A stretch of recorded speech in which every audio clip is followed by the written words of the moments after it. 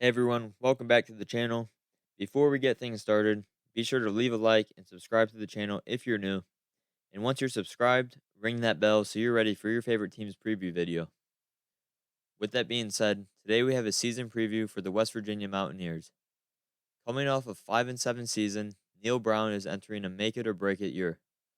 He's been under fire for the last couple of seasons, and like most, I think this will be his last season if they fail to make a bowl game. West Virginia is a program that has good history and tradition. Growing up, this was one of the better programs in the Big 12 and had some of the most electric players in the entire country. These seasons where they miss a bowl game are very hard to watch and are setting them back behind the rest of the conference. Since joining the Big 12, they have not been at the top of the conference, and the door is opening up with the departure of Texas and Oklahoma. And if Neil Brown isn't the guy, you'd have to figure they'll move on and try to make a home run higher. With all that being said, there are a lot of new faces on offense and defense with this roster. They will have to replace every starter at wide receiver and tight end. On the plus side, their entire offensive line and running back room will return for another year. But at quarterback, you have to figure it'll either be Garrett Green or Nico Miracle. Whichever one wins the job, offensive coordinator Chad Scott will be working with an inexperienced quarterback. In the passing game, their two main targets will most likely be Devin Carter, a multi-year starter at North Carolina State, or Cole Taylor, a tight end transfer from LSU. Devin Carter is a very talented player and will most likely be wide receiver one the moment he steps into the room. As I mentioned before, they will be returning all four running backs from a year ago. Expect all four of them to get a decent amount of carries, as their system is based around a running back by committee sort of deal. The Mountaineers averaged just over 170 yards on the ground per game last season, and I expect that number to go up greatly this year. I expect them to go over 200 yards per game. Flipping it over to the defensive side of the ball, this is where things could get even worse if we don't see any improvement. Last season, they finished second to last in the Big 12, allowing 33 points per game and 263 yards through the air. With that, they still have some great players returning.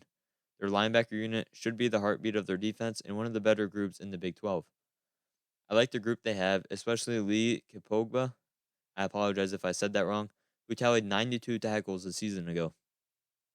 Up front, they have Sean Martin, who's a future NFL guy himself, with lots of production, and overall, he's just a very good player. Overall, the defensive unit will need some help from its offense. The Mountaineers will run the ball a lot, and hopefully that will allow their defense to get some rest. If not, it could be a long and dreadful 2023 season for Neil Brown and company.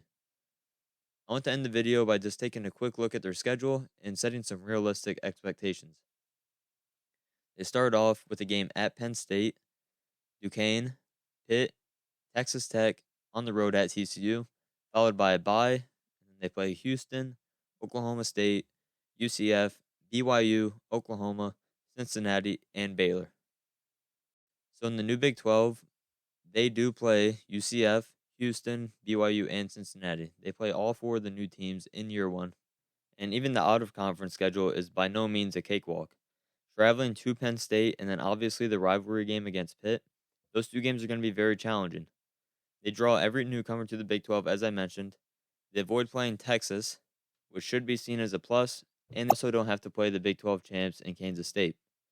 I'd say a good expectation for this group is to go 5-7, and at worst 4-8. Obviously, the goal is to make a bowl game, but I'm just setting some realistic expectations. I hope they make a bowl game, but I just don't see how it's going to happen unless they pull off an upset. For Neil Brown's sake, like I said, I hope they make a bowl game, but it's just kind of unlikely at this point. But let me know down below what you guys think of West Virginia this year. West Virginia fans, how are you guys feeling? But be sure to leave a like, subscribe to the channel if you're new. Enjoy the rest of your day. I'll see you in the next video.